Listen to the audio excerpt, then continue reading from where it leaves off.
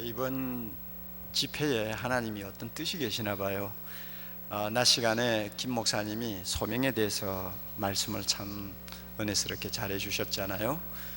그런데 둘이서 무슨 의논한 것도 아닌데 회장하고 총무하고 아마 기도하다가 같은 음성을 들었나 봐요.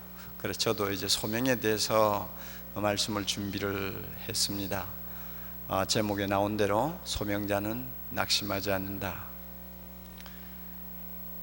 하는 제목으로 오늘 밤에 우리가 함께 성령의 음성을 들으며 다시 한번 하나님이 주시는 은혜로 우리의 영혼을 가득히 채우는 축복이 있기를 바랍니다.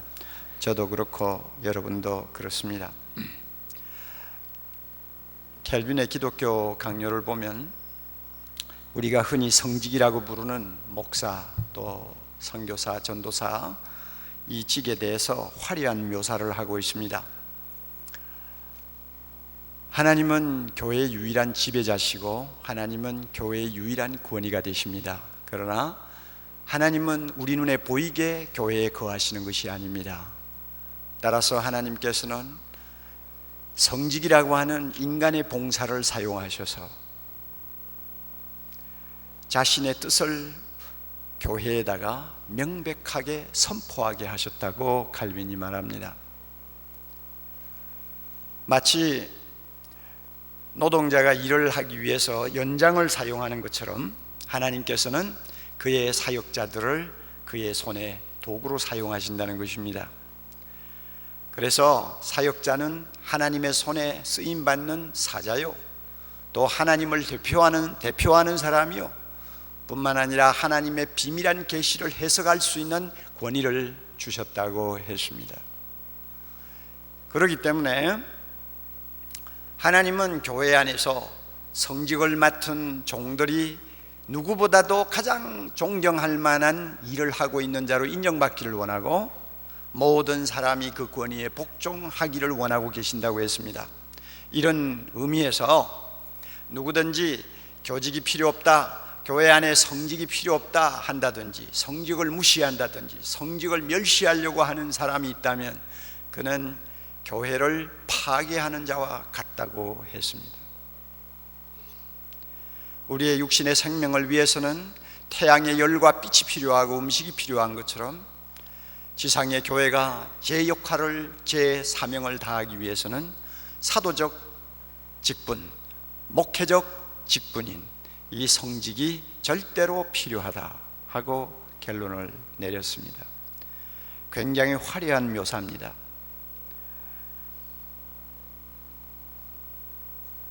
우리가 이런 종교개혁자들의 진지한 그 신학적인 설명을 배경으로 해서 우리 모두가 성직을 맡았습니다.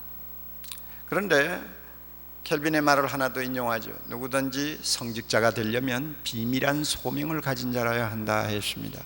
비밀한 소명이라는 말을 여러분 마음속에 잘 담아두시기 바랍니다. 이것은 하나님과 나만이 아는 것입니다.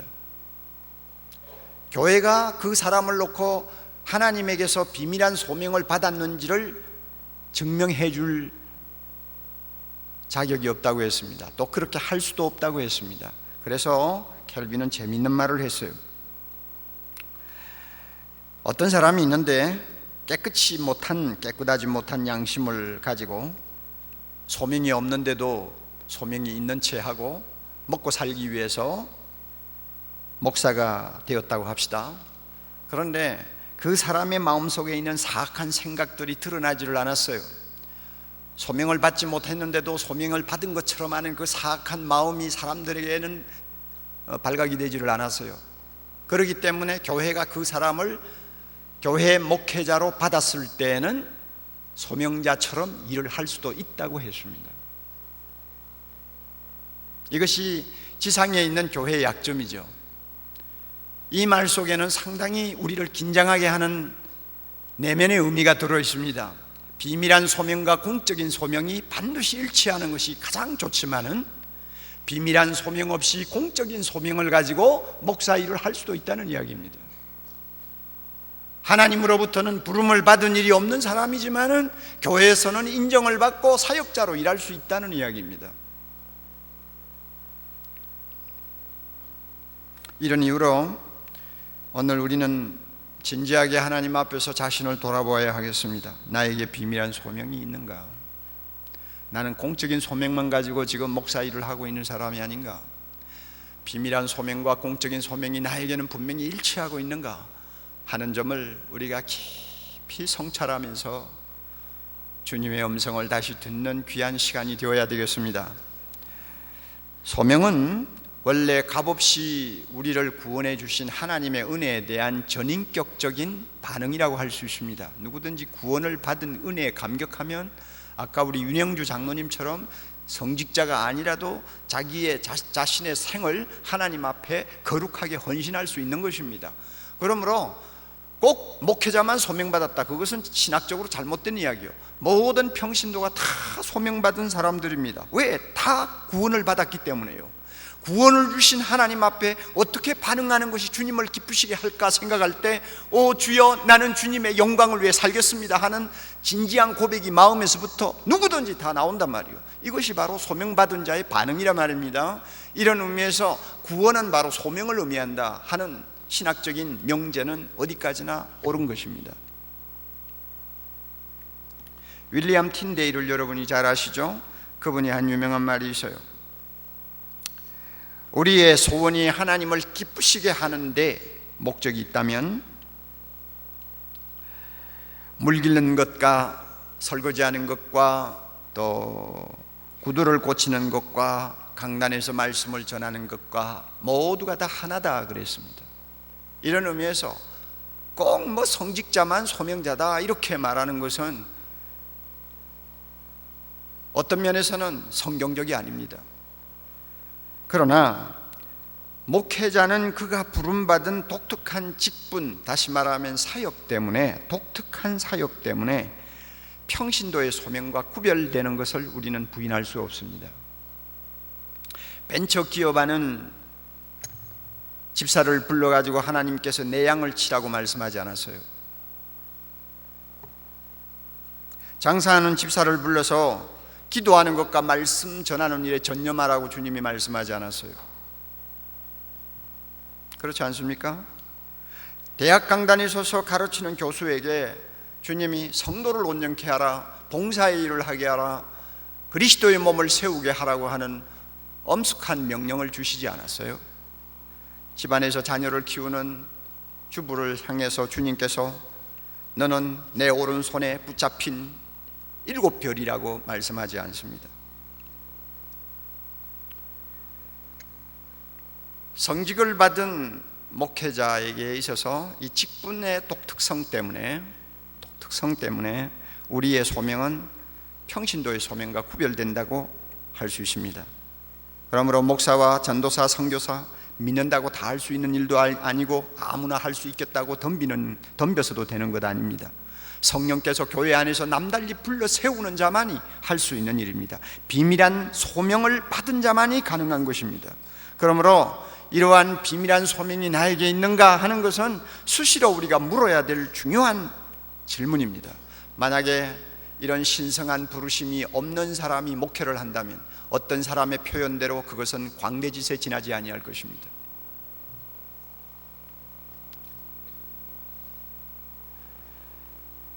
부끄럽지만은 저 이야기를 좀 해야 되겠습니다. 저는 한국 나이로 23살 때 하나님의 소명을 받는 순간이 있었습니다. 그때가 1960년 봄이었는데요, 그렇게도 안 하겠다고 도망가던 내가 그렇게도 하기 싫어서 그저 어디든지 피할 수만 있다면 수단 방법 가리지 않고 피하고 싶다고 하는 그 일념 가지고 2년 3년 씨름하다가 드디어 하나님의 강권적인 손에 꺾여서 20평도 안 되는 작은 시골 교회 마룻바닥에 홀로 엎드려 하루 종일 일어나지를 않고 흐느끼면서 갈등하면서 하나님 앞에 항복하던 그 순간을 저는 기억하고 있습니다. 저는 초등학교 때부터 별난 신앙생활을 한 것은 사실입니다. 그리고 중학교 때 되니까 벌써 사람들이 누구나 다 저를 보고 너는 목사감이야 그랬습니다. 그리고 저도 내면에 목사가 되어야 되겠다, 이거 피할 수 없을지 모르겠다 하는 불안을 항상 갖고 다녔고, 제 뒤에 어머니는 항상 제가 목사 되기를 기도하고 계셨습니다. 그러나 저는 싫었어요. 제가 몸담고 있는 시골교회 젊은 목사를 장로 부부가 끌어다가 방에 세워놓고 린치를 가해서 얼굴에 피투성이가 되어가지고 나오는 꼴을 보면서 내가 저 목사 하겠다고 생각하겠어요? 무슨 세상에 할 짓이 없어 저런 목사를 하냐.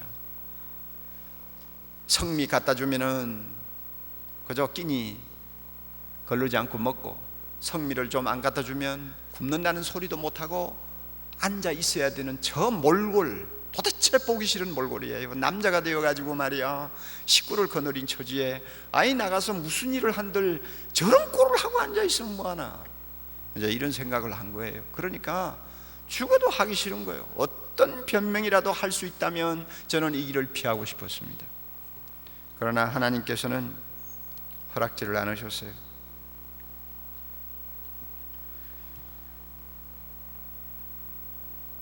그때부터 저는 이제 하나님 앞에 완전히 강제로 차출당한 사람답게 이제 다른 길을 감히 돌아보지 못하고 40여 년 동안을 걸어왔습니다. 그런데 저에게는 이런 식으로 제가 목사로서의 길을 시작했기 때문에 항상 컴플렉스가 있어요. 소명 컴플렉스라고 할까요? 하기 싫은 거 억지로 끌려와서 차출당한 독 전투병처럼 할 수 없어서 내가 이 일을 하고 있지 않나, 이것이 진정한 소명인가 하는 약간의 컴플렉스 기질이 오랫동안 저를 괴롭혔습니다. 그런데 나중에 좀 성경을 조금 보는 눈이 열리면서 저 자신이 큰 위로를 받았어요. 신구약을 통틀어서 주님 앞에 쓰임받은 종도를 보니까 한 사람도 막 거의 절대적으로 나요 하고 손들고 좋아서 한 사람이 별로 없더라고요. 다 도망다니다가 끌려오고, 그 다음에 안 하겠다고 버티다가 결국은 하나님의 명령에 복종하고, 대부분이 그렇더라고요. 그래서 저 자신이 좀 위로를 받기는 했습니다. 그러나 제가 참 소명을 분명히 받는 그 순간만은 제가 그렇게도 피하려고 하던 그 길을 하나님이 몰아넣으신다고 하는 절박한 어떤 위기의식을 제가 느낀 것입니다. 그 순간은 하나님과 나만이 조우하는 시간이었습니다. 아마 비밀한 소명을 제가 느낄 수 있는 순간이었다고 말할 수 있습니다. 거룩한 깨달음이 있었습니다. 철저한 항복이 있었습니다. 그리고 비장한 결단이 있었습니다. 이것은 무슨 자랑할 순간도 아닙니다. 흥분할 순간도 아니었습니다. 저에게는 그래요. 오히려 헨리 나우엔이 말한 그 말이 저에게는 그대로 적용되는 하나의 순간이었습니다. 헨리 나우엔이 이런 말을 했어요. 소명을 받을 때 우리의 상황은 주로 어떤 상황이냐? 하나님은 모든 바지랑대를 다 치워버린다. 바지랑대라는 게 뭐냐면, 여러분 옛날에 빨래를 걸 때 빨래줄이 길면은 중간에 이 받쳐놓는 이 뭐라고 하나요? 받쳐놓는 그 장대 있죠? 그 장대를 바지랑대라고 그래요. 소명을 받는 순간에는 모든 바지랑대를 다 치워버린다. 대화할 친구도 없고, 받을 전화도 없고, 참석할 모임도 없고, 감상할 책도 없고, 오로지 벌거벗고 취약하고 죄악되고 가난하고 상한 심령만 끌어안고 있는 처절한 모습만이 남는다 그랬어요. 하나님이 나를 부르시는 그 순간에는 바지랑대를 다 치워버리고 내가 기댈 언덕이라는 건 하나도 없어요. 오직 죄악된 모습, 처절한 모습, 약하고 힘없는 모습, 가난한 모습, 상처받은 모습, 그 모습을 가진 참 너무나 보잘것없는 존재 하나만 하나님 앞에 남는 순간입니다.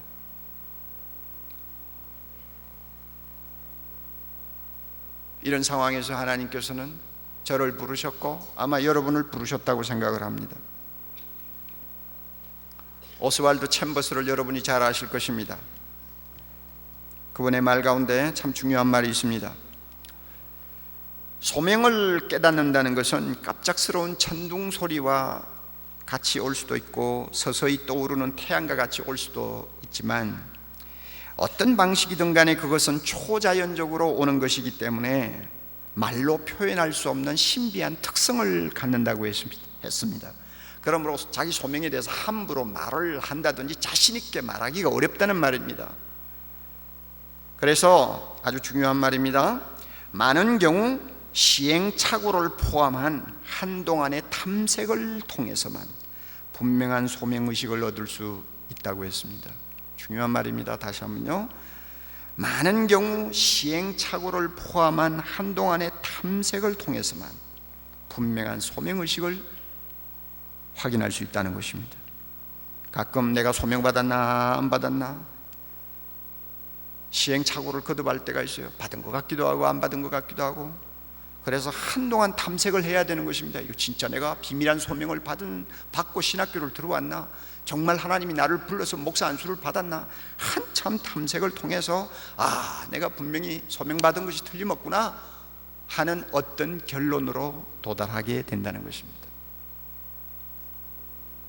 저의 경우도 마찬가지입니다. 40년 동안 한눈 팔지 않고 달려왔지만은 제가 확실히 하나님의 부름을 받았다고 스스로 자신하기까지는 상당한 시간이 필요했습니다. 하나님이 불렀으면 분명히 부르신 어떤 징후가 있어야 되지 않습니까? 부르신 자에게는 주신다고 했어요. 하나님이 나를 목회자로 불렀으면 목회자로 일할 수 있는 은사를 주시는 것이 보여야 되고, 하나님이 나를 설교자로 세웠으면 설교할 수 있는 은사와 능력을 주신 것이 분명히 뭔가 나타나야 되잖아요.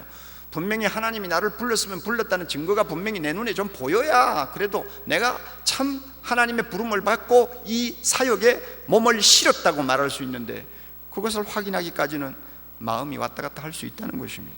그래서 저도 한동안은 탐색을 했어요. 그리고 나서 드디어 제가 본격적으로 사역을 시작하고 그 다음에 몇 년을 지나면서 하나님이 나와 함께 하시는 것을 하나하나 확인할 때 하나님이 나를 부르신 것이 사실이구나.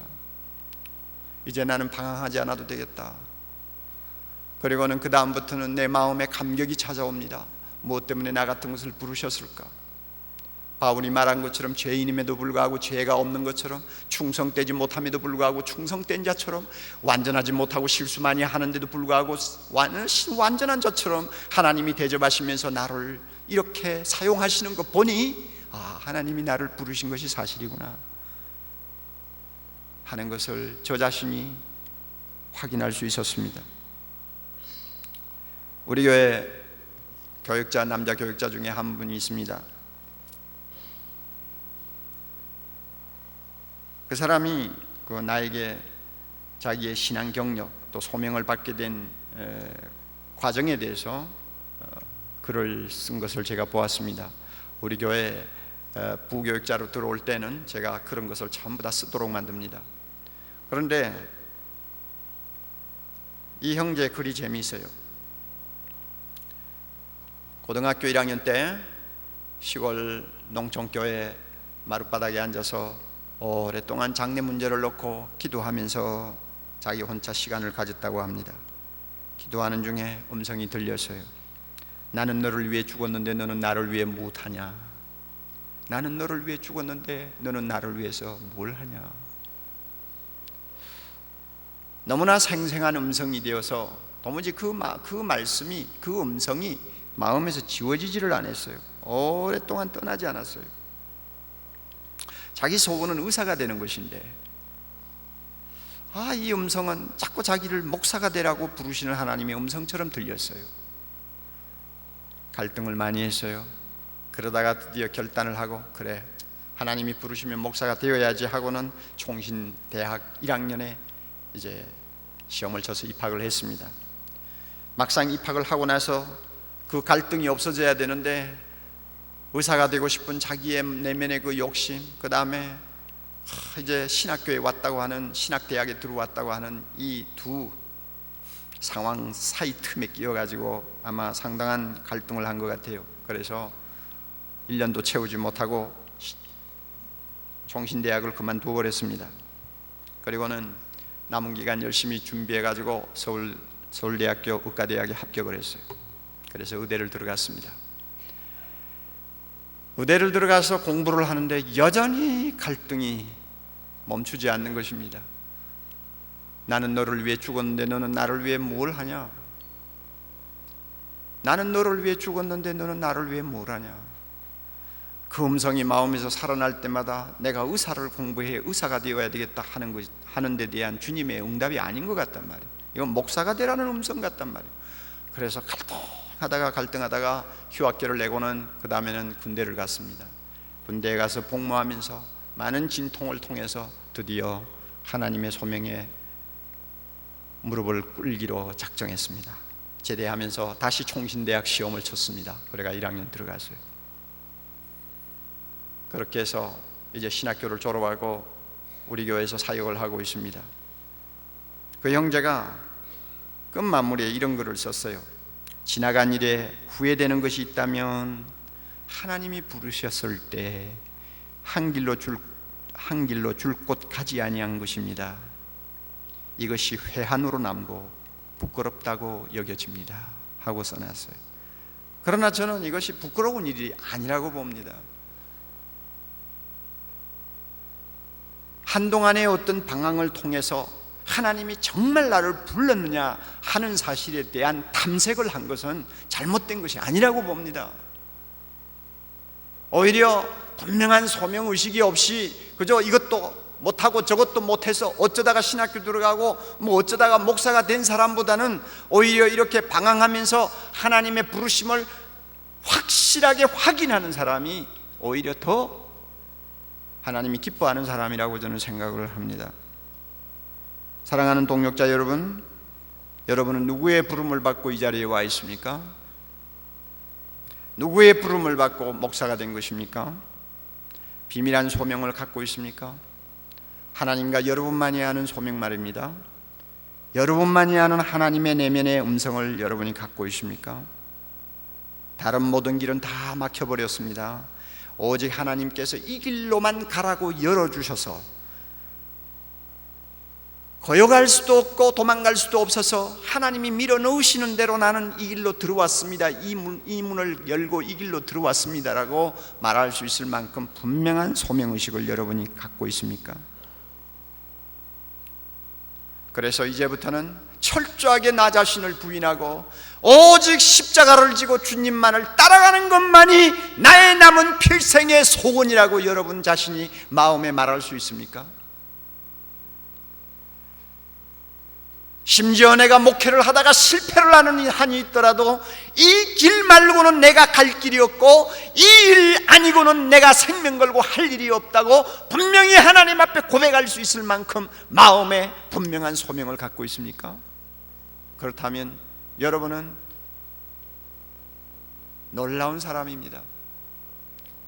하나님께서 여러분을 특별히 부르신 것이 틀림이 없습니다.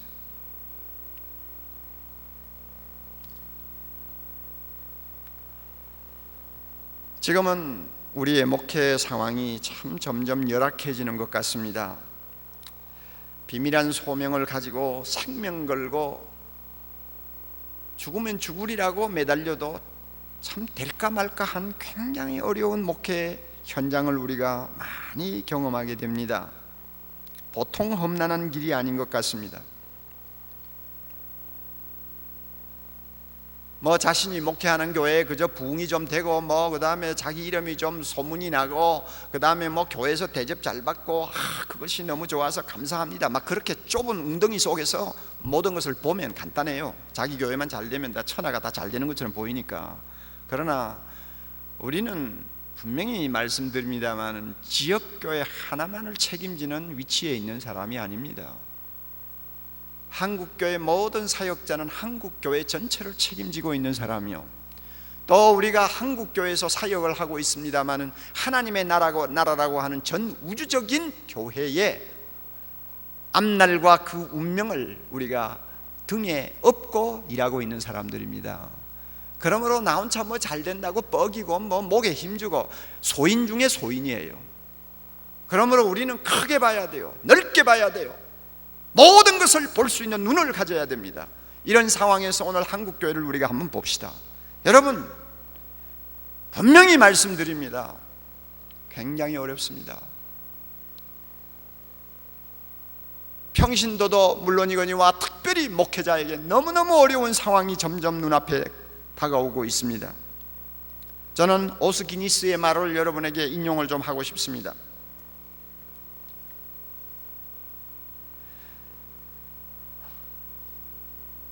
오늘날은 인류 역사상 가장 강력하고 진정한 의미에서 역사 이래로 최초의 세계화된 문화의 도전을 받고 있다는 것입니다.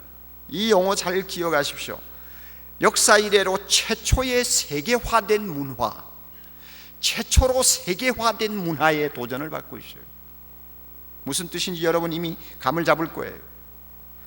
이 세계화된 문화는 너무나 그 힘이 강력해서 이만한 힘을 가진 반기독교적인 세력은 지금까지 역사상 없었다고 합니다. 너무나 강력한 힘을 가지고 기독교 신앙에 해를 끼치고 있습니다. 따라서 과거에 기독교를 해치던 수많은 힘이 있었지 않습니까? 스탈린이 있었고 모태똥이 있었고 김일성이 있었고 과거에 많은 기독교의 적대 세력들이 있었습니다마는 그 모든 적대 세력이 교회를 해친 것보다도 더 강력한 힘으로 오늘날 교회를 해치고 있는 것이 바로 세계화된 문화라는 것입니다. 문화의 힘이라는 것입니다. 이미 이것은 가정이 아니에요, 예상이 아니에요. 이미 확인된 사실입니다. 여러분, 가장 쉬운 예로 인터넷을 꼽아봅시다. 세계화된 문화입니다. 이것이 지금 얼마만큼 우리 기독교의 목을 조여 매고 들어오고 있는지 여러분 아세요? 도덕적으로, 가치관으로, 세계관으로, 사상면에서, 예술적으로 얼마나 오늘 교회를 포위하면서 교회의 숨통을 조이고 있는지 여러분 아세요? 바벨론 군대가 예루살렘을 침공해가지고 예루살렘 바깥에 토성을 쌓아서 점점 예루살렘 사람들이 잠을 자지 못하고 드디어 항복할 수밖에 없도록 조여매듯이 오늘 세계화된 문화, 그 중에서 인터넷, 얼마나 오늘날 교회 젊은이들을 사지로 끌고 가고 있는지, 얼마나 많은 지성인들로 하여금 신앙에서 돌아서게 만드는지 여러분 아세요? 이 힘을 아세요? 이 힘을 한번 느껴보셨어요?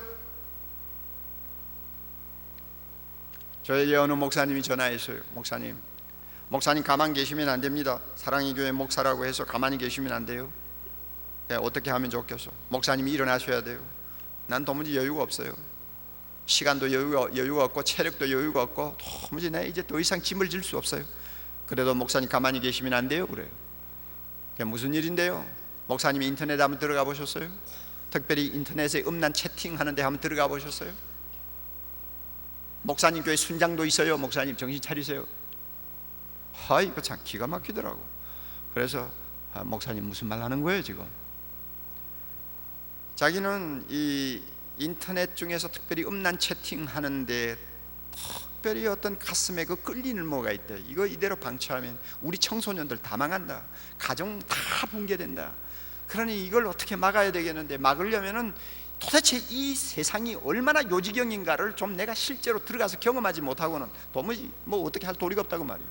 그래서 자기도 들어갔대요. 들어가면 신분 딱 숨기고, 목사라는 신분 숨기고 남자로서 이제 주고받는 거예요. 어떤 여자하고 주고받는 거예요. 계속 주고받는 거예요. 또 이 여자 하다가 저 여자 하다가 계속 주고받았대요.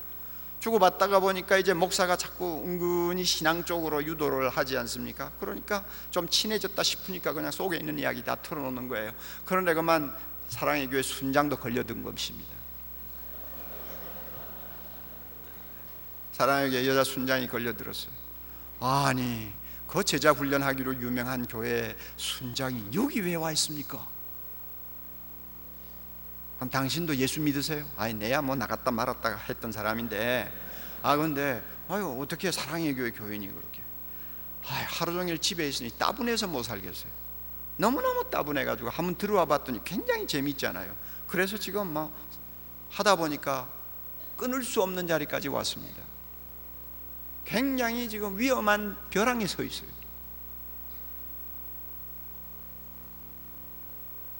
자기가 있는 그 도시의 어느 교회 주부 둘은 이 채팅에 들어가서 헤매다가 두 사람이 가출해가지고 벌써 2달 동안 들어오지 않고 소식도 없대요. 어떤 남자하고 놀아나는지 모르는 거예요.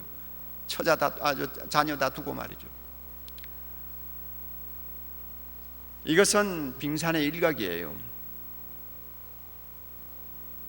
이 세계화된, 세계를 지구촌으로 묶고 언어의 장벽을 뛰어넘고 혈통의 장벽을 뛰어넘고 심지어 종교와 모든 사상의 장벽을 뛰어넘고 무서운 힘으로 사람들을 올가매어 가지고 마치 그물이 물고기를 싸서 끌고 가듯이 끌고 가는 이 무서운 세계화된 문화의 힘을 여러분 아세요? 이 힘을 알면 우리는요 아마 잠을 자지 못할 것입니다. 얼마나 오늘날 우리의 목회 현장이 어려움 상황에 빠져 있는가 우리가 알아야 합니다. 미국의 통계를 제가 보았더니 목회자 3분의 1 정도가 그동안 자신이 천직으로 알았던 이 목사직을 그만두고 다른 직업을 선택하겠다고 대답했습니다. 못 견디는 거요. 탈진해버리고 못 견디는 거요. 그러니까 소명의식조차 이제는 뭐 뿌리채 흔들리는 것입니다. 그리고 5,000명 가운데서 40%가 3개월 안에 다른 직업을 구하겠다고 하는 대답을 했답니다. 아무리 일을 해도 열매도 안 보이고 전도도 잘 안 되고 사람들에게 시달리고 뭐 도무지 이젠 더 이상 버틸 수가 없어. 직장만 생기면 3개월 이내에 나는 이 일을 그만두고 떠난다고 대답을 했다는 것입니다. 여러분 5,000명 중에 2,000명 아닙니까? 40%가. 그리고 지금 목회 현장에서 뛰고 있는 미국 목사 30만 명 가운데서 30% 아니요 20%에 해당하는 목회자들이 정기적으로 이 정신적인 질환 때문에 치료를 받고 있다고 그래요. 너무 스트레스를 받아가지고 그냥 내면이 붕괴되는 것입니다. 이처럼 목회자 자신이 소명까지 흔들리게 되면은 심리학에서 흔히 말하는 페르조나의 현상이 나타납니다. 페르조나는 가면이라는 뜻입니다. 소명이 흔들리니까 교인들 앞에 자기가 소명이 흔들리고 또 심지어 소명이 별로 없는데 이 일을 하는 것처럼 보이는 것을 어떻게 하든지 탄로나지 않도록 하기 위해서 가면을 쓴다는 것입니다. 페르조나를 쓴다는 것입니다. 그래서 유달리 열심히 일을 한다든지 아니면은 뭐 성도들이 볼 때 와 저분이 정말 열정적으로 일한다 하는 것을 사람들이 인정할 수 있도록 하기 위해서 엉뚱한 것을 가지고 가면을 쓰고 이리 뛰고 저리 뛴다는 것입니다.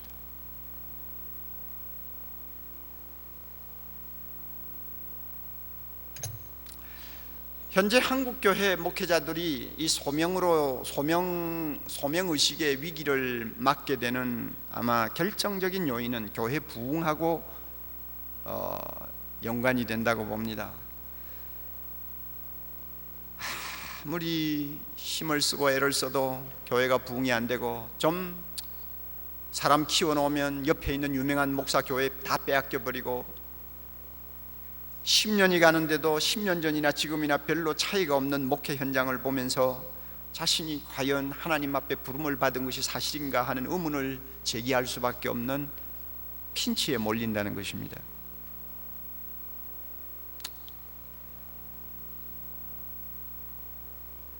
우리의 형편은 성령이 기뻐하는 상황이 아니라고 봅니다. 경쟁이 너무 심합니다.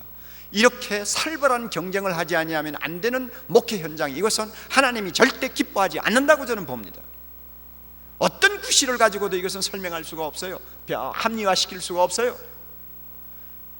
많은 분들이 지금도 망교회를 세우자, 개척하자, 신학생을 더 많이 받아가지고 더 많이 배출하자, 그래서 믿음 좀 좋은 사람 만나면 당신 목사 돼야 되겠소 하고 엉뚱한 소리를 하는 사람 많지만은 저는 이렇게 포화 상태가 되고 신학교를 나온 사람들이 갈 곳이 없고 무임 목사가 그냥 여기저기 수두룩한 이런 판국에서 교회 하나 시작하면은 피비린내 나는 경쟁을 하지 아니하면 안 되는 이 상황, 이것은 성령께서 절대로 기뻐하는 상황이 아니라고 저는 봅니다. 그런데 오늘날 우리 현실은 피할 수가 없잖아요. 그러니 출혈을 하는 것입니다. 선의의 경쟁이 아니라 악의의 경쟁을 피할 수 없는 상황이 되어버리는 것입니다. 그러다가 보면 우리 모두가 지쳐버립니다. 우리 모두가 나중에는 자기의 소명에 대해서 의심을 갖게 됩니다. 교회가 부흥이 잘 안 돼요? 우리 모두가 흔들리게 됩니다. 문제는 어디 있느냐? 교회가 부흥이 안 된다는 데 문제가 있는 것이 아닙니다. 잘못된 부흥관에 우리가 지금 끌려다니고 있다는 것이 문제입니다. 양적인 성장은 교회 부흥에 있어서 필수 요건입니다. 한 사람이 늘어도 교회가 조금씩 자라는 것이 정상입니다. 건강한 교회요. 그러나 어떤 경우에는 그것이 안 되는 상황이 얼마든지 있습니다. 남달리 많은 기도하고 남달리 많은 땀을 흘리면서 양떼를 돌보고 하나님의 말씀 앞에 앉아서 참 능력 있는 설교를 하고 싶어서 진땀을 흘리면서 설교 준비하고 하지만은 이상하게 안 되는 경우도 있어요. 저는 이것도 하나님의 뜻이라고 봅니다. 왜 그런지 아세요? 만약에 여러분 여기에 있는 600명, 700명 정도 되는 우리 동역자들이 다 목회를 했는데 전부 하나님께서 복을 주셔서 그냥 뭐 제일 작은 교회가 5,000명이고 그 다음에는 뭐 전부 10,000명, 뭐 10만 명 이런 식으로 목회를 다 한다. 여러분 그게 현실적으로 가능한 이야기입니까? 그것은 현실이 없는 공상이에요. 그러므로 몇만 명 모인다, 몇십만 명 모인다 하는 그것을 무슨 목회 모델이나 되는 것처럼 또 뭐 성공의 어떤 케이스가 되는 것처럼 쳐다보고 신규를 쫓듯이 쫓아가는 그 자체는 벌써 잘못된 부흥간에 지금 노예가 되어 있는 것입니다. 그런데 우리 한국교회 많은 목회자들이 이 잘못된 부흥간에 지금 중독이 되어 있어요. 그러니까 자기 목회가 초라할 수밖에 없죠. 100명을 모아놓고도 사람들이 눈에 안 들어오죠. 여러분 꼭 기억하세요. 진정한 소명자는 부흥 컴플렉스에 희생당하지 않습니다. 다시 말씀드립니다. 진정한 소명자는 사람 수가 많고 적은 것에 흔들리지 않습니다. 여러분 이 사실을 진정 고백할 수 있다면 여러분은 소명받은 사람이에요. 그러나 이 사실에 대해서 고백할 수 없다면 여러분의 소명을 다시 한번 점검하셔야 됩니다. 왜 제가 이 말을 하는지 압니까? 성경을 보세요. 성경을 보면 목회의 생명이나 성공이 수적인 부흥과 밀접한 관계를 가지고 있다고 우리에게 확신을 주는 단서는 하나도 없습니다. 저는 하나도 없다고 말합니다. 왜냐하면 목회라고 할 때는 우리는 서신서에 가서 봐야지 사도행전을 가지고 자꾸 이야기하면 안 돼요. 사도행전은 성교의 말씀이요, 사도행전은 교회가 처음 시작할 때 불티같이 일어나던 한 어떤 시기를 이야기하는 것이지, 그것은 목회 전체를 이야기하는 성경이 아니에요. 목회는 서신서로 넘어가서 연구를 해야 합니다. 그러나 여러분 서신서에 가서 구절구절 다 훑어보세요.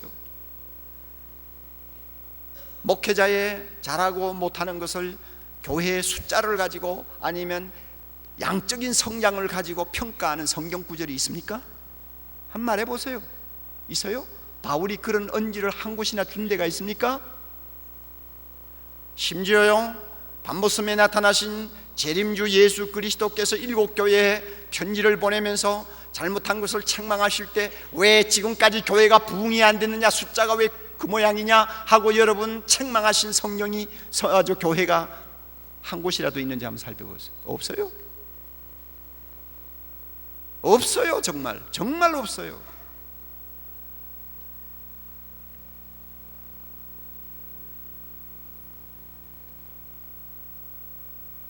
교회 성장에 있어서 양적인 성장은 우리가 항상 염두에 두고 기도해야 될 제목입니다만은 그 양적인 성장이 우리의 목회의 성공이냐 실패냐 하는 것을 가름하는 잣대는 아니라는 것입니다. 심지어 우리가 소명자냐 소명자가 아니냐를 평가하는 기준이 못 된다는 것입니다. 성경에 보면은 그래요. 분명합니다. 오스키니스의 말을 다시 인용합니다. 문제는 우리에게 얼마나 많은 청중이 있느냐 하는 데 있지 않습니다. 얼마나 많은 청중이 있느냐가 아니고 어떤 청중을 가지고 있느냐, 이것이 중요한 것입니다. 하나님의 결정적인 소명에 귀 기울이면서 한 생을 산 사람들은 다른 모든 청중을 다 밀어낸다. 그리고 단 한 분의 청중, 유일한 청중 앞에서 살아남는 인생이다 하는 유명한 말을 했습니다. 진짜 하나님의 소명에 귀 기울이면서 하루하루를 사는 사람은 한 분의 청중, 유일한 청중 앞에서 살아남는 인생이라고 했습니다. 그 유일한 청중이 누굽니까? 예수 그리스도, 나를 불러주신 주님이에요. 그분 앞에서 내가 누구냐를 물으면서 항상 나 자신을 점검하고 채찍질하는 사람이지, 눈앞에 보이는 숫자가 얼마냐를 가지고 자기를 점검하는 사람이 아니라는 것입니다. 진정한 소명자는 사람에게 관심을 가지지만 숫자의 노예가 되지는 않습니다. 그런데 우리 한국 교회는 어딘가 모르게 잘못되어 있어요.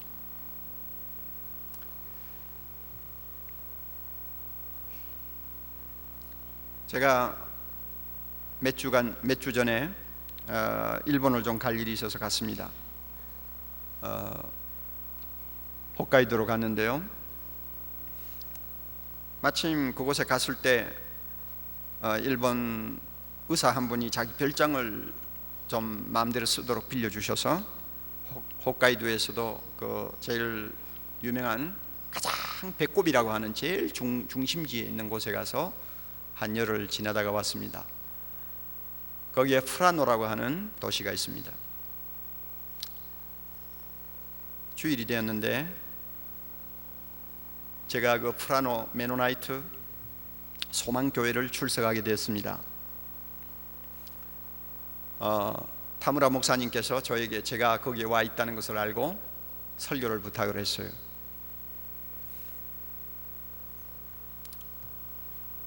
일본 교회 여러분이 어떤지 잘 아시죠? 저는 지난 10년 동안 일본을 뻔질나게 드나들면서 또 수백 명의, 아니 수천 명의 일본 목회자들과 상대를 하면서 일본 교회가 무엇인지 이제 조금 압니다. 또 일본 목회자들이 얼마나 헌신적으로 교회를 섬기고 있는가도 조금 알고 있습니다. 그리고 일본 목회자는 한국 목회자와 달리 그들은 순교적인 정신을 가지고 주님의 부르심에 응답하고 있는 너무나 소중한 동력자라는 사실도 한 10년 되니까 서서히 알게 되는 것을 제가 고백합니다. 프라노 메노나이트 교회에 출석을 했습니다. 교회당 조그마한 건물이 있어요. 갔더니 목사님이 70이 조금 넘으신 분인데 미국 유학까지 다녀오신 아주 분입니다. 그 나이에 미국 유학까지 다녀오셨다면 엘리트죠.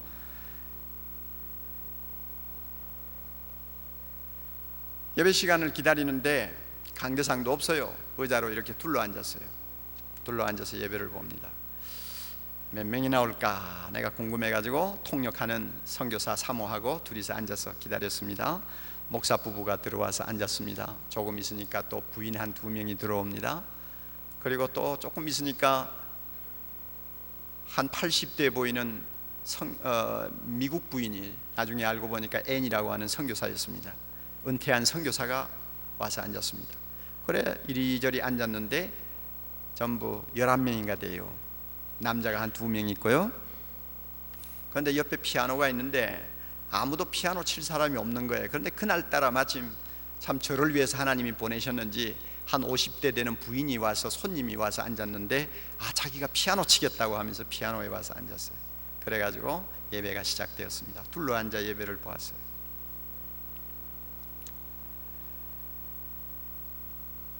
그런 분위기가 되니까요, 한 분 한 분의 얼굴이 얼마나 눈에 크게 들어오는지 몰라요. 너무너무 소중한 존재들이에요. 그 교회 바로 옆에는 바로 불과 50m도 안 되는 곳에 큰 일본 절간이 있습니다. 그야말로 한 2만 5천 되는 그 작은 도시지만은 교회라는 것은 딱 2개 있는데 하나는 어디 있는지도 모르겠어요. 성당이 하나 있고 그런데 역사가 꽤 있다고 하는 이 교회에 기껏 주일 예배에 모인 사람이 11명이에요. 그것도 저까지 손님까지 다 포함해가지고.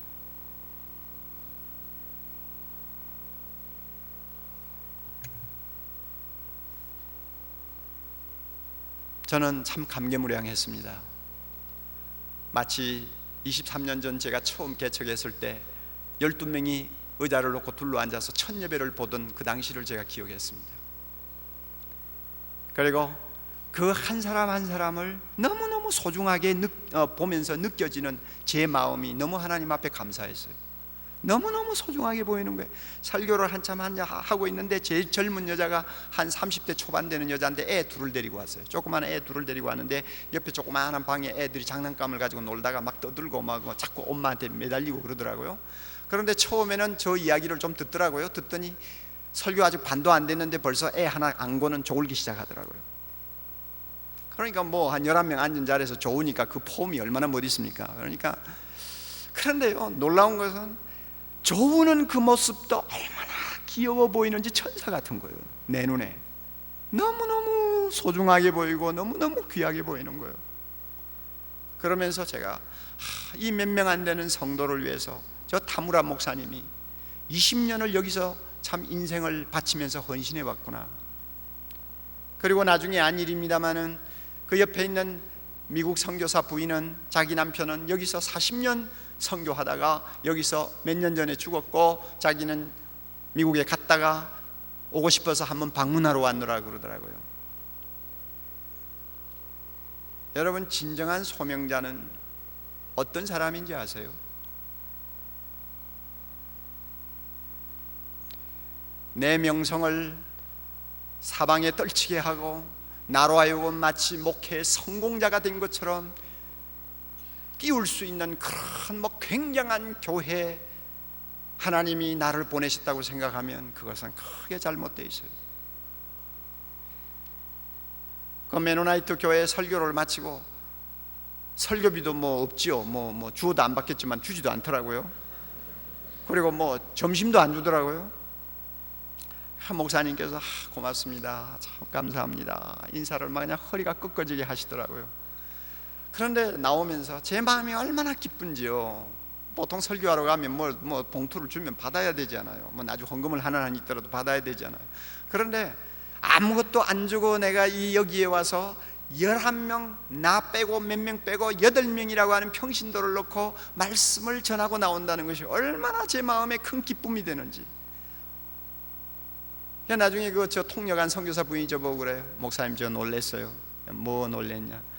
목사님 그렇게 뭐 큰 교회 사역하면서 많은 사람 앞에 설교하다가 이 뭐 10명도 안 되는 사람 설교하면서 막 적당히 해치우자 하고 막 간단하게 그만둘 줄 은근히 마음에 알았다는 거예요. 그래서 내가 속으로 욕을 했어요. 사람을 어떻게 봤어 이거. 그런데 너무너무 진지하게 설교를 하는 걸 보고 자기가 너무 감동을 받았다고 그래요. 여러분 보시기에 저는 큰 교회 담임 목사입니다. 4만 명이 넘는 성도들을 지도해야 되는 막중한 자리에 있습니다. 그러나 저는 하나님 앞에 감사합니다. 이번에 프라노에 있는 교회를 가서 저 자신이 누구인가를 다시 한번 확인할 수 있었습니다. 저는 한 사람에게 미칠 수 있는 소명자의 양심이 아직도 저에게 있다는 것을 저는 확인했습니다. 하나를 위해서 생명 걸 수 있습니다. 한 영혼을 위해서 죽으라면 죽을 수 있다는 내 양심의 소리가 있는 것을 저는 알았습니다. 여러분, 진정한 소명자는 숫자에 끌려다니지 않습니다. 한 생명에게 자신의 모든 것을 바칠 수 있는 진지한 하나님의 마음을 갖고 있는 사람입니다. 여러분에게 이와 같은 마음이 있는가를 살펴보십시오. 한국교회를 갱신시키기 위해서는 누가 참 소명자인가를 가려야 합니다. 하나님의 부름을 받은 비밀한 소명을 가진 지도자들이 한국교회를 짊어져야 합니다. 너무나 기가 막힌 것은, 정말 기가 막힌 것은 어떻게 저런 분이 목사가 되었을까 하고 은근히 자문하고 은근히 반복해서 또 한 번 물어보지 아니하면 안 될 정도의 동력자들이 주변에 생각보다 많이 있다는 것입니다.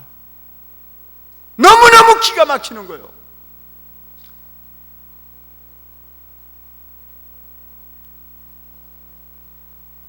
어떤 목사님의 글을 읽으니까 제가 충격받았어요. 고등 종교가 타락할 때 되면은 나타나는 공통적인 특징 하나가 있는데 그것은 성직자가 급증하는 것이라고 그랬어요. 이건 제가 다 알고 있는 이야기예요. 그런데 그분은 비교 종교학을 연구해서 그런지 모르지만 좀 더 데이터가 분명하더라고요. 고등 종교 하면은 불교, 회교, 기독교 뭐 이런 종교를 꼽습니다.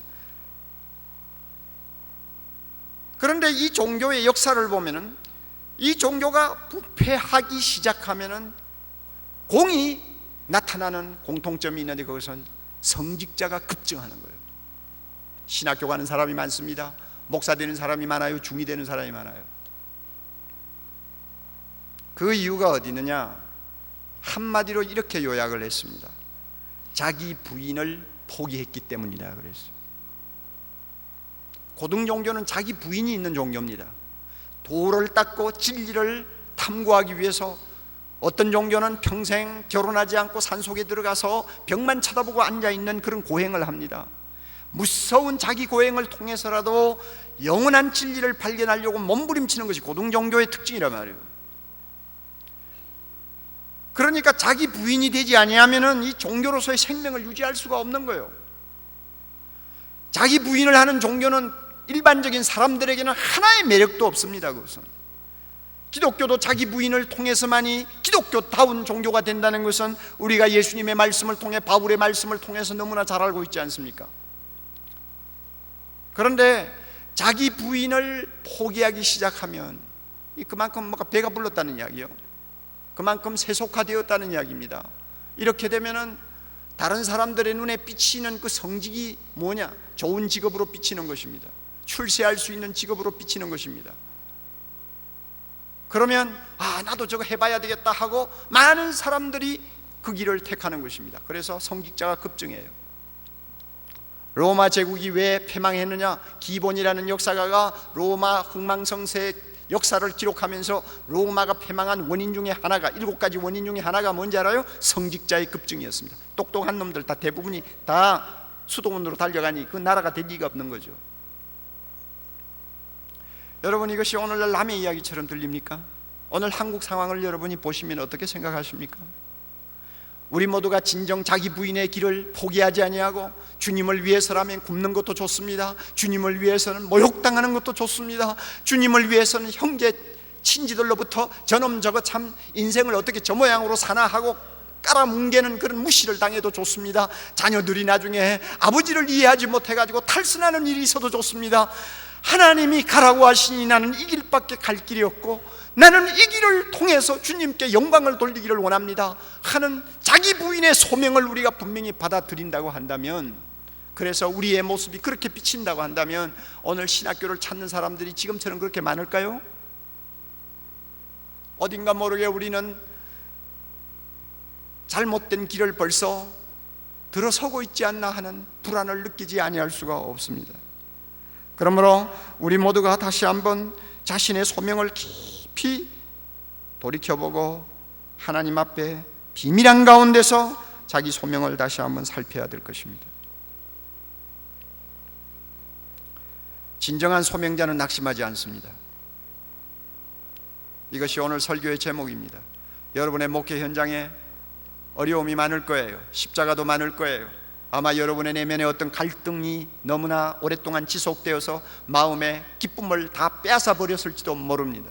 장래에 대해서, 불투명한 장래에 대해서 여러분이 불안을 은근히 가슴에 숨기고 사역하고 있는지도 모릅니다. 부부간의 사역 때문에 갈등을 계속 이어가면서 고통하는 형제자매들도 없잖아 있을 것입니다. 경제적으로 어려움을 이기지 못해서 점점 많은 유혹 앞에서 흔들리고 있는 여러분을 발견할지도 모릅니다. 그러나 분명히 아십시오. 여러분 하나님으로부터 비밀한 소명을 받았습니까? 한 가지 분명한 대답이 있습니다. 비밀한 소명, 확실한 소명을 받은 사람은 어떤 상황에서도 어떤 일을 당해도 낙심하지 않습니다. 할렐루야. 낙심하지 않습니다. 아까 미국 교회 목회자들처럼 나는 다른 직업을 얻겠다, 3개월 이내에 떠나겠다, 벌써 그 사람은 처음부터 소명이 잘못된 사람들이에요. 그런 사람은 가야 돼요. 직업 바꾸어야 돼요. 남 속이고 그 자리에 앉아 있을 필요가 없어요. 우리가 낙심하지 아니할 이유가 여러 가지 있습니다만은, 첫째로 우리가 맡은 직분의 영광 때문에 우리는 낙심할 필요가 없습니다. 하나님이 우리를 부르사 우리에게 맡기신 직분에는 영광이 있습니다. 여러분, 고린도후서 3장 8절 9절을 좀 봅시다.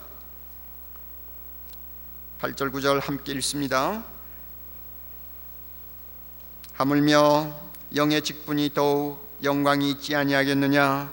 그 다음에 정죄의 직분도 영광이 있은즉 의의 직분은 영광이 더욱 넘치리라. 다시 한번 9절, 정죄의 직분도 영광이 있은즉 의의 직분은 영광이 더욱 넘치리라.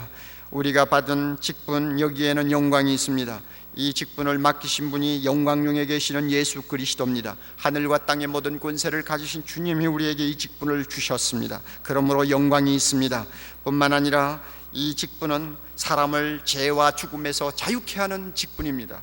이 얼마나 영광입니까? 죽이는 율법의 직분도 영광이 있는데 죄로부터 사람을 살리는 이 직분이 얼마나 영광이 있습니까?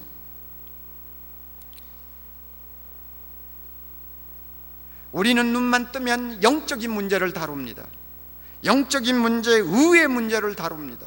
이것만큼 영광스러운 직책이 이 세상에 어디 있느냐 말입니다. 결혼실에서, 또 병원에서, 중환자실에서, 심지어 무덤에서 많은 사람들이 질문을 던집니다. 하나님이 어디 계시냐? 여기에 대해서 대답할 수 있는 유일한 권세를 가진 사람은 바로 우리 사역자들입니다. 그렇지 않습니까? 인생의 의미를 발견하지 못해서 우왕좌왕하면서 마음에 공감을 안고 실험하는 자들에게 진정한 삶의 의미와 진정한 진리가 어디 있는가를 분명하게 소신있게 전할 수 있는 특권을 가진 사람은 바로 우리 사역자들입니다. 얼마나 이것이 영광스러운 일입니까? 죄책감을 안고 잠을 이루지 못하고 고통하는 사람을 붙들고 하나님의 용서를 전하면서 그로 하여금 그 죄책감에서 자유케 하는 이 직분, 여러분, 하나님이 우리에게 주신 것입니다. 하나님이 우리에게 주신 평생 면허증이라고 할 수 있습니다. 우리가 이런 직분을 갖고 지금 사역하고 있습니다. 얼마나 영광스럽습니까? 사랑하는 동역자 여러분, 여러분의 설교를 통해서 어떤 사람이 어떤 은혜를 받는지 우리는 다 모릅니다. 그러나 분명히 하나님께서는 무언가 하고 계시는 것을 우리는 믿습니다. 믿어요. 하나님의 말씀을 함께 나누면서 어떤 사람의 인생의 방향이 바뀌는 것을 우리는 가끔 봅니다. 얼마나 영광스러운 직분입니까?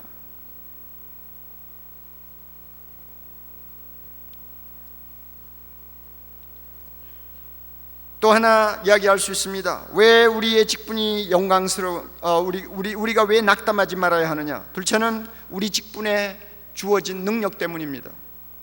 우리 직분에는 능력이 있어요. 4장 7절을 봅니다. 우리가 이 보배를 질그릇에 가졌으니 이는 능력의 심히 큰 것이 하나님께 있고 우리에게 있지 아니함을 알게 하려 함이니라. 우리가 하나님으로부터 받은 이 직분에는, 이 소명에는 능력이 따라옵니다. 능력이 따라옵니다.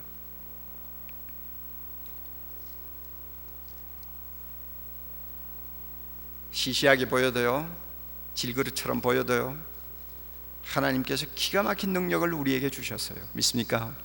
놀라운 능력이에요. 제가 한 가지 예를 들게요. 오늘 저녁에 설교 길게 한다고 불평하지 마세요. 앞에 간증을 너무 오래 해서 그래요.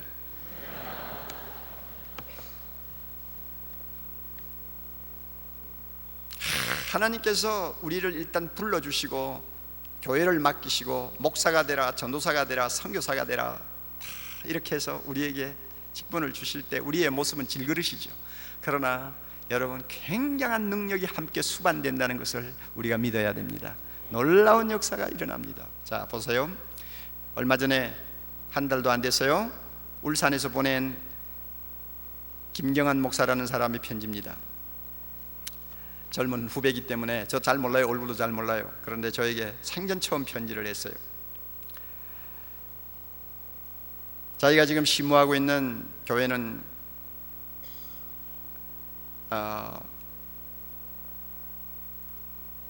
자기가 처음에 부임했을 때 상황이 너무너무 절망적이었다고 합니다.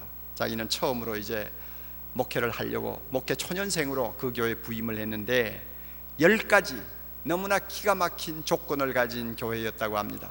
그 10가지를 일일이 다 적어놨어요. 사부노열된 교회, 교인 한 사람도 남아있지 않는 교회. 둘째는 법정 시비가 있었던 교회. 셋째는 이웃 사람들에게 똥물 세례까지 받았던 교회. 너무나 싸우니까. 빚이 3억 이상 있었던 교회. 그 다음에 주변에 교회는 하나도 없고 무당과 유명한 보살만 100여 개가 있는 동네.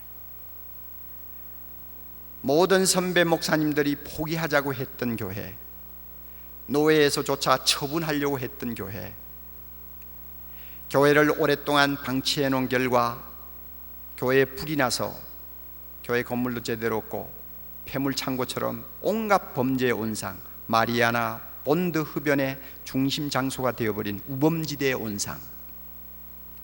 그 다음에 주변 이웃들이 관할구청에 진정을 해서 철거 권고를 받고 있었던 교회. 울산 토박이가 가장 많은 오래된 지역. 이렇게 10가지, 숨이 콱 막히는 10가지 조건을 골고루 갖춘 기가 막힌 교회로 6년 전에 부임을 했답니다. 여러분, 여기에서 무슨 선한 일이 일어나겠어요? 그런데요, 이런 상황 속에서 6년이 지난 지금은 어떻느냐? 첫째로 주님의 역사가 여러 차례 일어난 교회, 무당이 회개하고 돌아오고 치유 역사가 일어나고, 그 다음에 둘째는 빚을 다 갚고, 아까 얼마 있었다 했고 그랬죠? 빚이 3억 이상. 빚을 다 갚고 2층 건물까지 증축하고, 셋째는 주변 이웃들에게 칭찬받는 교회가 되고, 넷째는 무당들이 사라지기 시작하고, 다섯째는 교회의 이미지가 많이 갱신되고, 그래서 지금은 재적 200명 되는 교회로 성장했습니다. 이 소문을 듣고 조금 큰 교회에서 여러 번 자기를 오라고 초빙을 했습니다마는, 그렇게 하는 것이 하나님이 기뻐하지 않는다는 것을 알고 그 교회에 남아서 평생을 헌신하기로 했답니다. 그런데 그 다음에 말입니다. 제가 이렇게 목사님에게 글을 드리는 이유가 있습니다. 이렇게나마 교회가 성장하게 된 동기가 있습니다. 근본적이요 직접적인 이유가 있습니다. 바로 제자훈련이었습니다. 이 교회 오기 전에 저는 제자훈련 세미나를 거쳤습니다. 그래서 이 교회에 와서 제자훈련을 계속했습니다. 영광제일교회가 지닌 가장 큰 문제점은 바로 평신도 지도자들이 없었다는 것입니다. 그런데 제자훈련을 통해서 이 문제가 해결되니까 교회가 달라지고 하나님의 놀라운 역사가 일어나는 것을 보았습니다. 이것을 목사님에게 알려드리고 싶어서, 그래서 목사님 실망하지 마시고 힘들어도 절대 중단하지 마시고 목사님 하시는 일을 하라고 제가 좀 건면하고 싶어서 이 편지 드립니다. 그랬어요. 질그릇 같은 우리를 사용하시는 하나님의 능력을 아십니까? 나는 아무리 볼품없는 질그릇이라도 하나님의 능력이 나와 함께하는 이상 우리는 낙심할 수가 없어요. 내 힘으로 한다면 낙심을 1000번이라도 하죠. 그러나 하나님의 능력이 나와 함께 하는 이상 왜 내가 낙심해야 합니까? 어떤 상황에서도 우리는 낙심할 필요가 없습니다. 하나님이 일하십니다. 하나님이 역사하십니다. 하나님이 없는 것 가운데 있는 것처럼 들어쓰십니다. 하나님께서 에스겔 골짜기에 마른 뼈다귀를 일으키시듯이 오늘도 얼마든지 우리를 통하여 주의 역사를 행하고 계시는 것을 우리는 믿어야 합니다. 그러므로 진정한 소명자는 절대 낙심하지 않습니다. 우리의 사역을 통해 지금도 한 영혼이 구원받는 능력을 체험합니다. 깨어지기 직전에 가정이 치유받는 능력을 체험합니다. 사회를 위기에서 건지는 능력을 체험합니다. 가끔 이 능력이 정말 나에게 있느냐 없느냐 하는 문제로 인하여 고심할 때도 없잖아 있습니다. 고민할 때도 있어요. 저나 여러분이나 똑같습니다. 안 되는 일은 안 되더군요. 아무리 애를 써도 안 되더라고요. 며칠 전이에요. 저에게 와서 무덕대고 우리 교회 집사님 한 분이 그래요. 목사님 왜 내 침실에서 도청합니까? 하고 달려들더라고요.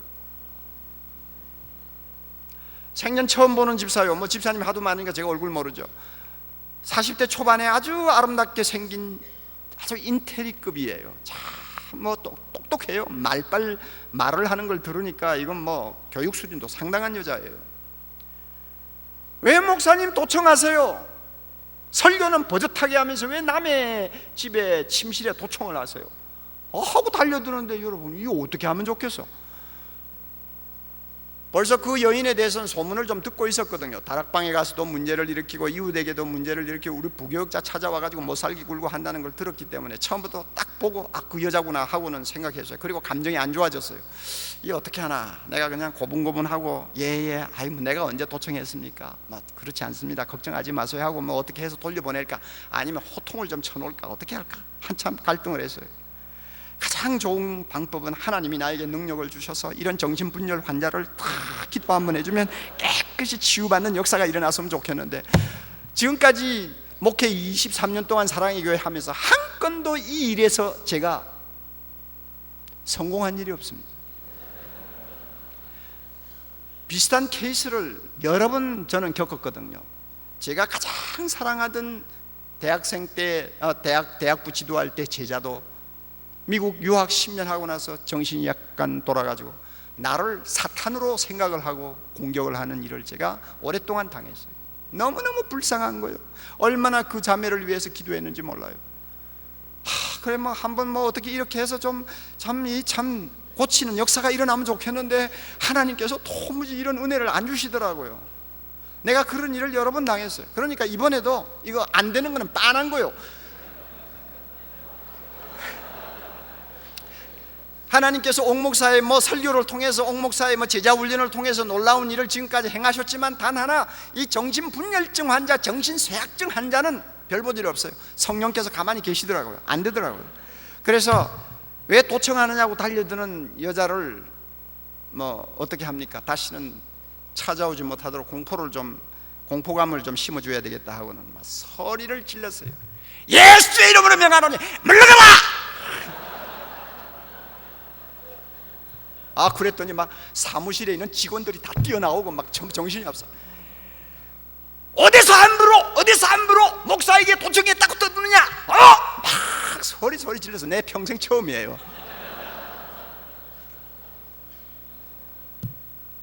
그랬더니 움츠려가지고 슬그머니 빠지더라고요.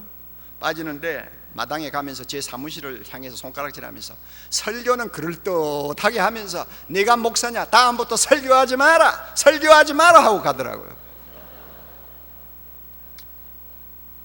참 그런 거 보면요, 점점 이런 사람들이 많아집니다. 자꾸 이상한 사람들이 너무 많아져요.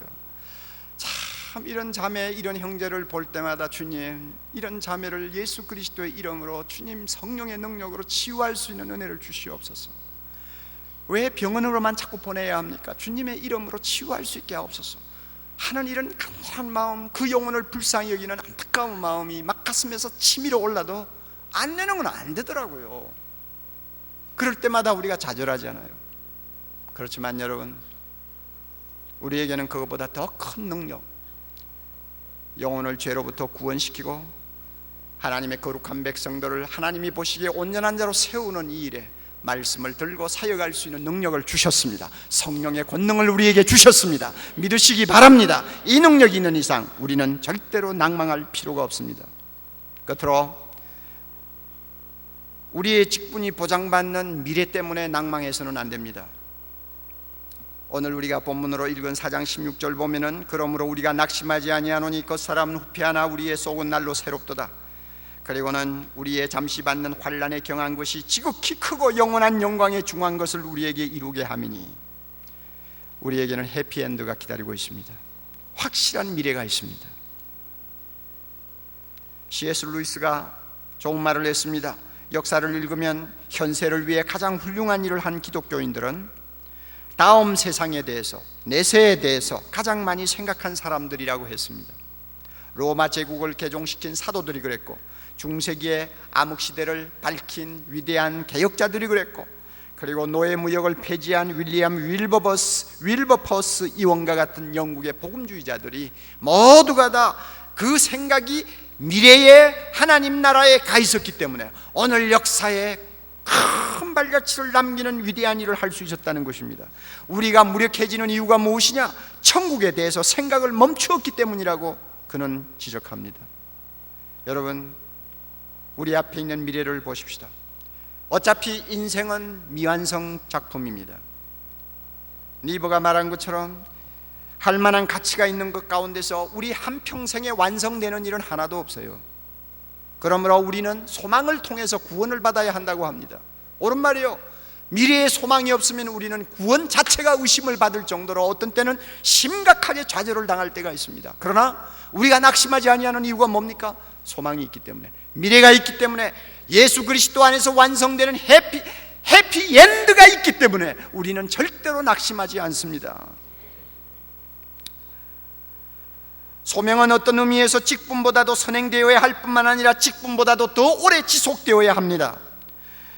직분이 종말을 맞이할 때에도 소명은 결코 끝나지 않습니다. 우리가 목사직을 은퇴했다고 해서 우리의 소명이 은퇴한 것은 아닙니다. 우리의 소명은 이 세상 닿을 때까지 아무도 빼앗아가지 못하는 것입니다. 그리고 죽음이 우리를 찾아오면 사람들의 눈에는 우리의 모든 소명이 끝나는 것 같지만은 실제로 우리의 소명은 인생의 절정기를 맞게 됩니다. 왜? 예수님이 기다리고 계시기 때문입니다. 우리가 작은 소자 하나에게 냉수 한 그릇 준 것까지도 잊지 아니하시는 주님이 기다리고 계시기 때문입니다. 그러므로 인생의 절정, 바로 그것이 무엇입니까? 크고 영원한 영광의 중요한 것을, 영광의 중요한 것을 우리가 함께 누리는 마지막 순간이 있는 것입니다. 그 소망이 있기에 우리는 낙심하지 않습니다. 데살로니가전서 2장 19절 20절, 우리의 소망이나 기쁨이나 자랑의 면류관이 무엇이냐? 그의 강림하실 때 우리 주 예수 앞에서 너희가 아니냐? 너희는 우리의 영광이요 기쁨이니라. 별 볼 일 없는 것처럼 보이는 작은 소자 하나를 위해서 내가 정성을 쏟았다면, 그 소자가 주님이 재림하실 그때 마지막 하나님 나라가 완성되는 그 시간에 나의 면류관이요, 나의 자랑이요, 나의 기쁨이 된다는 사실을 우리가 믿으시기 바랍니다. 반드시 있습니다. 그날이 옵니다. 그래서 내 스스로 부족해서 다 일도 못하고 갈 수도 있고, 아무리 애를 써도 남 보기에는 실패자처럼 보일 수도 있지만 우리의 사역에는 실패가 없습니다. 마지막 때 주님이 지극히 작은 것이라도 손에 드시고 큰 일을 한 사람처럼 칭찬하시고 축복하신다는 것을 우리가 믿기를 바랍니다. 이 영광이, 마지막 영광이 우리를 기다리고 있습니다. 그러므로 사랑하는 형제자매 여러분, 이번 세미나를 통해서 우리 자신이 다시 한번 비밀한 소명을 회복하는 기회가 되기를 바라고요. 그리고 우리의 사역 현장이 아무리 힘들어도, 또 한국교회 전체적인 상황이 아무리 우리를 답답하게 만들어도 우리는 절대 낙심할 수 없다는 사실을 확인합시다. 우리의 직분이 갖고 있는 영광 때문에, 우리 직분에게 있는 능력 때문에, 우리 직분 앞에 기다려지는 미래 때문에 우리는 낙심할 수 없다는 사실을 꼭 믿고, 우리 다 같이 힘을 합해서 하나님의 나라를 위해, 주의 크신 이름을 위해서 전진하고 또 충성할 수 있기를 바랍니다. 찬송가 하나 부릅시다. 350장 뒤에 가사가 뜰 거예요.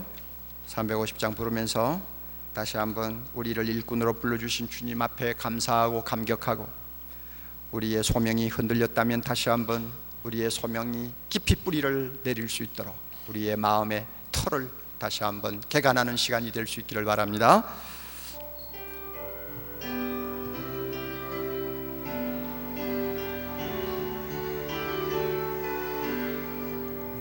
나의 죄를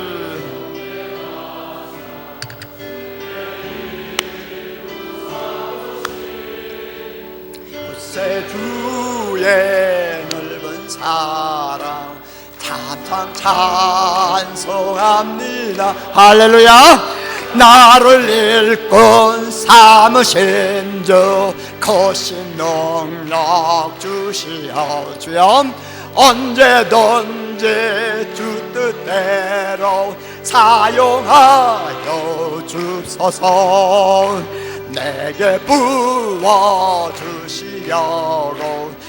은혜 예비하신 주, 그 은혜로 채워주사 능력 있게 합소서. 할렐루야.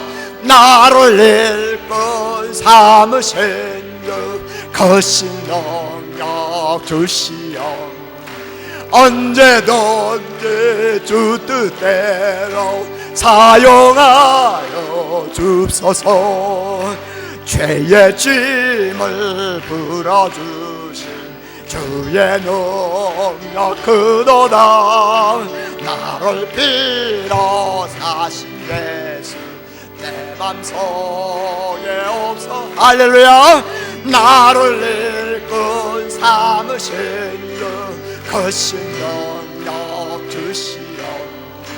언제든지 주 뜻대로 사용하여 주소서. 내게 성령으로 충만하게 채우사 생명수가 강물처럼 흐르게 하옵소서. 그렇습니다. 나를 일꾼 삼으신 그 거신 능력 주시오. 언제든지 주 뜻대로 사용하여 주옵소서. 주여 내게 성령으로, 주여 내게 성령으로 충만하게 채우사 생명수가 강물처럼 흐르게 하옵소서. 나를 일꾼 삼으신 그 거신 능력 주시오. 할렐루야. 언제든지 주 뜻대로 사용하여 주옵소서.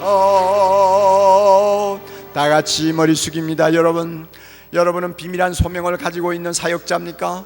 여러분이 교회에서 공적으로는 사명 소명자로서 여러분이 인정을 받고 있을지 모릅니다만 여러분 내면에 하나님 앞에서 어떻습니까? 비밀한 소명을 갖고 있습니까? 이 소명 때문에 죽든지 살든지 오직 주님만을 영화롭게 하고 주의 복음 위해서 인생을 살겠다고 하는 분명한 첫사랑 첫믿음의 결단이 아직도 남아있는지 자기 자신을 돌아보시기를 바랍니다.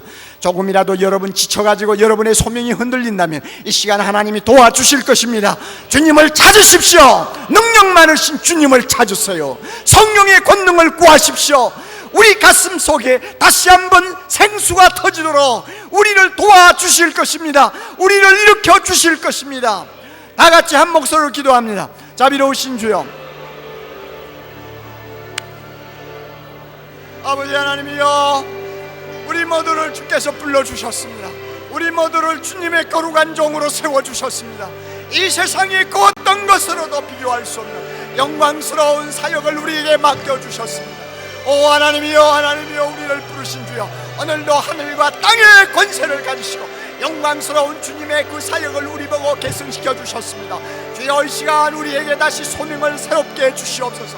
비밀한 주의 음성을 들려주시옵소서. 주님의 영광을 보여주시옵소서. 우리가 지치고 힘들어서 허우적거리는 것도 주님이 알고 계십니다. 우리가 아무리 애를 쓰고 노력해도 제대로 안 되는 것들이 많이 있음을 주님이 아십니다. 그러나 주여, 우리는 주님의 부름을 받은 종들입니다. 이 시간 다시 한번 새 힘을 주시옵소서. 주의 음성을 들려주시옵소서. 우리 모두가 다시 한번 뜨거운 열정을 가지고 오늘날 점점 어려움을 겪는 이 한국교회를 위하여 우리 모두가 다시 한번 힘있게 일어날 수 있도록 도와주시기를 바랍니다. 성령이시여, 성령이시여, 우리의 마음을 불붙여 주시옵소서. 우리의 심령을 불붙여 주시옵소서. 우리를 일으켜 주시옵소서. 우리에게 다시 한번 하나님이여 능력을 부어주셔서 할렐루야, 주의 영광을 높이 찬양할 수 있는 우리 모두가 되게 해주시고, 그리하여 우리를 통하여 이 땅에 새로운 은혜의 바람이 불게 하시고 하나님이여 이 땅에 다시 한번 주의 영광의 날이 임하도록 우리 아버지여 도와주시옵기를 원하옵나이다. 그리하여 우리 모두 다시 한번 새로운 결심을 가지고 주 앞에 쓰임받는 영광스러운 주의 자녀들 다 되도록 도와주시옵소서.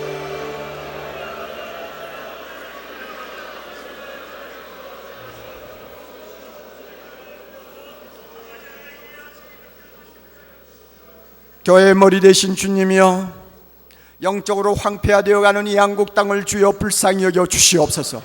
우리의 죄악을 용서하여 주시옵소서. 주여, 우리에게 다시 한번 우리의 기초를 다시 쌓으며 하나님 아버지여 우리의 우상들을 불태울 수 있는 부흥의 날을 주시옵소서. 부흥의 불길을 주옵소서. 진리의 말씀이 이 땅을 새롭게 하는 새날을 주시옵소서. 은혜의 강물이 흘러넘치게 하옵소서. 주의 영광의 날, 주의 성령의 바람이 부는 날이 임하게 하옵소서. 오 주여, 그리하여 다시 한번 우리가 주님에게서 비밀리에 부름받은 소명을 가진 자로서 힘차게 일어날 수 있게 하옵소서. 우리 모두가 주의 손에 다시 붙들리기만 하면, 우리 모두가 주님이 우리에게 맡기신 직분의 영광을 볼 수만 있다면 이 땅이 새로워질 수 있습니다. 한국교회가 갱신될 수 있습니다. 우리 교회가 살아날 수 있습니다. 내 영혼이 다시 한번 힘을 얻을 수 있습니다. 물된 동산같이 우리의 심령이 살아 움직일 수 있사오니 이와 같은 은혜를 이번 짧은 기간입니다마는 이번 수련회 때 허락하여 주시옵소서. 냉랭한 마음을 가지고 돌아가지 말게 하옵소서. 지친 마음을 가지고 돌아가지 말게 하옵소서. 남보기의 소명자처럼 가면 쓰고 돌아가지 말게 하옵소서. 주님의 부름을 받은 자로서, 주님의 보냄을 받은 자로서 분명한 뜨거운 가슴을 안고 주를 위하여 죽을 각오하고, 주님이 나에게 맡기신 영혼 하나를 위하여서 내 생명을 바칠 각오를 하고, 주님 다시 한번 우리가 돌아갈 수 있도록 은혜를 주시옵소서. 은혜를 주시옵소서. 은혜를 주시옵소서. 예수님 이름으로 간절히 기도하옵나이다. 아멘.